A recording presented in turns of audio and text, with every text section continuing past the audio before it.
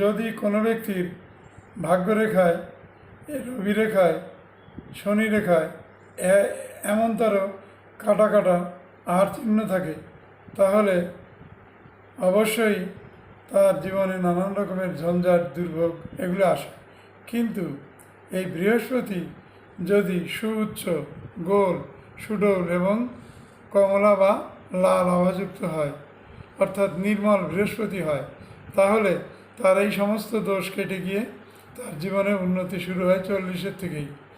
তার আগে তার যত সমস্যা হওয়ার কথা অতটা সমস্যা তার থাকে না। যখন বৃহস্পতির উদয় হয় তখন এই সমস্যাগুলো আস্তে আস্তে আস্তে আস্তে অন্তর্হিত হয়। একেই বলে কিং কুর্বন্তী গ্রহে সর্বা যস্মিন কেন্দ্রে বৃহস্পতি, অর্থাৎ বৃহস্পতি যার অত্যন্ত শুভ থাকে, কেন্দ্রস্থিত থাকে, সেই ব্যক্তি যাই সমস্যা আসুক না কেন তা বৃহস্পতি মেরামত করে সব গ্রহকে ঠিক করে নিজের পথে পরিচালনা করে জাতককে সুস্থ জীবন দান করে।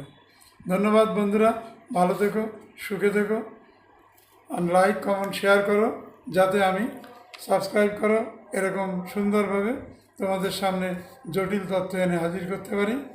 ধন্যবাদ।